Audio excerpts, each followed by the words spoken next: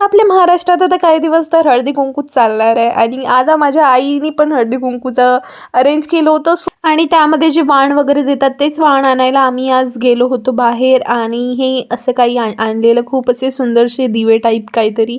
आणि त्यानंतर आईला ड्रॉप करायचं होतं तर ते काम केलं आणि नंतर गेली ग्रॉसरी शॉपमध्ये, थोडं किराणा वगैरे आणायचा होता. लेज खाल्ले आणि आज होता भार्गवीचा बर्थडे आणि हायच नव्हती करत यार. आणि नंतर स्वतःहूनच करायला लागली आहे बघा. नंतर आज पाणीपुरी आणलेली होती घरीची, पाणीपुरी वगैरे खाल्ली आणि मी रेडी व्हायला स्टार्ट केलं.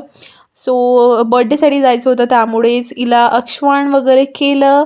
आणि त्यानंतर एवढी शांत बसलेली होती, रडत वगैरे पण नव्हती आणि खूपच क्यूट आहे यार ही. माझा जेव्हा बर्थडे यायचा लहानपणी मला एवढी एक्साइटमेंट राहायची यार. आणि आता आजकाल तर मोठं झाल्यापासून लहानपणीसारखं काही क्रेजच नाही आहे. आणि meet my friends, that was it for today. Follow for